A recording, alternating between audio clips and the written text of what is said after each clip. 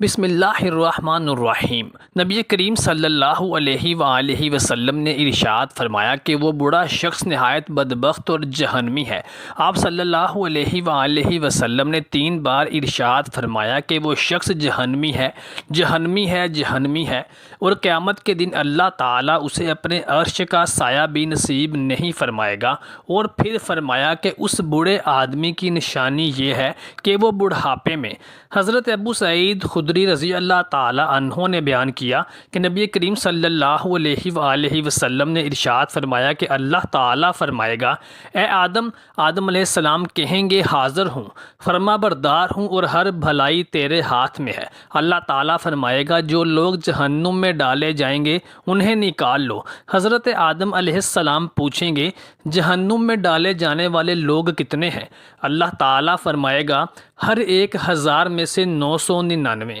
یہی وہ وقت ہوگا جب بچے غم سے بوڑھے ہو جائیں گے اور حاملہ عورتیں اپنا حمل گرا دیں گی، اور تم لوگوں کو نشہ کی حالت میں دیکھو گے، حالانکہ وہ واقعی نشہ کی حالت میں نہ ہوں گے بلکہ اللہ تعالیٰ کا عذاب سخت ہوگا۔ صحابہ کرام کو یہ بات بہت سخت معلوم ہوئی تو انہوں نے عرض کیا یا رسول اللہ صلی اللہ علیہ وآلہ وسلم، پھر ہم میں سے وہ خوش نصیب شخص کون ہوگا؟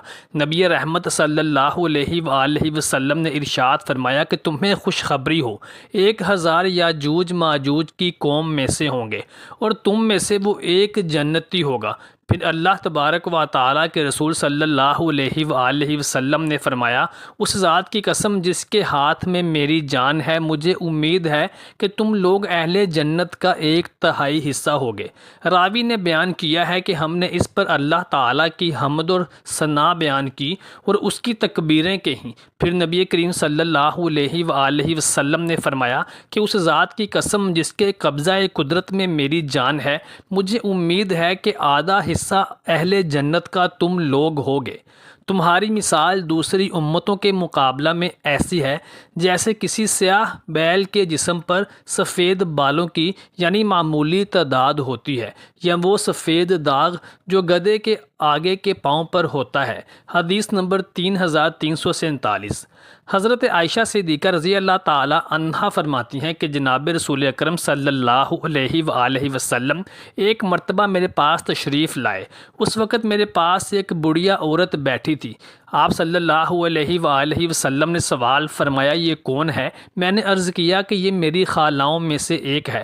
تو نبی رحمت صلی اللہ علیہ وآلہ وسلم نے فرمایا یہ بات یاد رکھو کہ جنت میں بڑھیا داخل نہ ہوگی۔ یہ ارشاد سن کر بڑھیا غم اور پریشانی میں مبتلا ہو گئی۔ پھر آپ صلی اللہ علیہ وسلم نے ارشاد فرمایا کہ اللہ تعالیٰ فرماتے ہیں کہ ہم ان کو ایک دوسری شکل میں یعنی جوان شکل میں قبروں سے اٹھائیں گے۔ بِکِہ بالفقس والمنشور 3779۔ ایک بڑھیا جناب رسول اکرم صلی اللہ علیہ وآلہ وسلم کی خدمت میں حاضر ہوئی اور عرض کیا یا رسول اللہ صلی اللہ علیہ وآلہ وسلم، اللہ تعالیٰ سے دعا فرمائیں کہ وہ مجھے جنت میں داخل کرے۔ آپ صلی اللہ علیہ وآلہ وسلم نے فرمایا اے فلاں کی ماں، جنت میں کوئی بڑھیا داخل نہیں ہوگی۔ حضرت حسن بصری رحمۃ اللہ علیہ فرماتے ہیں کہ یہ جواب سن کر وہ بڑھیا منہ پھیر کر جاتے ہوئے رونے لگی تو آپ صلی اللہ علیہ وآلہ وسلم نے ارشاد فرمایا کہ اس کو بتا دو کہ کوئی عورت بڑھیا ہونے کی حالت میں جنت میں داخل نہیں ہوگی۔ اللہ تعالیٰ فرماتے ہیں کہ ہم ان کو دوسری طرح کی تخلیق کریں گے اور ان کو کنواریاں بنا دیں گے۔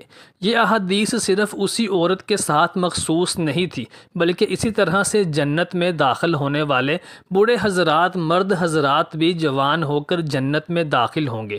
کوئی بوڑھا یا کمسن ایسا نہ ہوگا جو جنت میں داخل ہو۔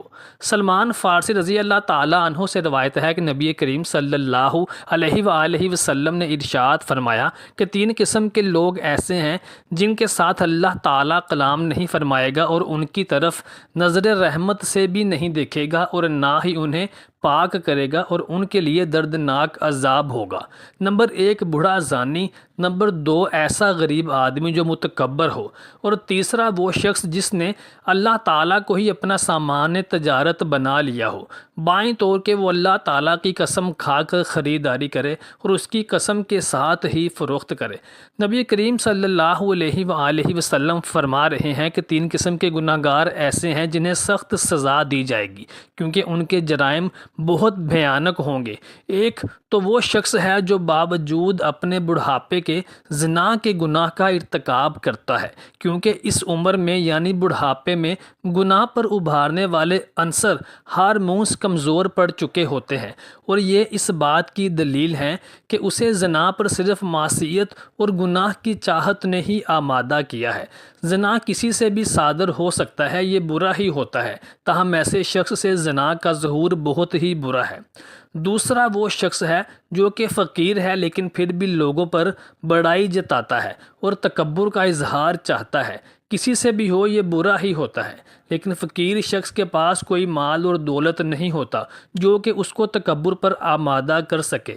بلا وجہ اس کا تکبر کرنا اس بات کی دلیل ہے کہ تکبر اس کی فطرت اور عادت بن چکا ہے۔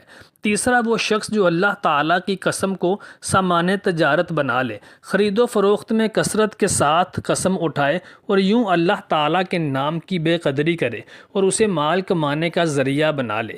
سیدنا ابو ہریرہ رضی اللہ تعالیٰ عنہ روایت کرتے ہیں کہ نبی کریم صلی اللہ علیہ وآلہ وسلم نے اپنے صحابہ کرام علیہ اجمعین کے سامنے ارشاد فرمایا کہ اس بوڑھے شخص سے جہنم بھی پناہ مانگتی ہے، اور قیامت کے دن اللہ تعالیٰ بھی اسے اپنے عرش کا سایہ نصیب نہیں فرمائے گا، اور وہ بدبخت خنزیر سے بھی زیادہ بدتر ہے۔ صحابہ کرام علیہ اجمعین نے عرض کی، یا رسول اللہ صلی اللہ علیہ وآلہ وسلم، وہ شخص کون ہے جس سے جہنم بھی پناہ مانگتی ہے؟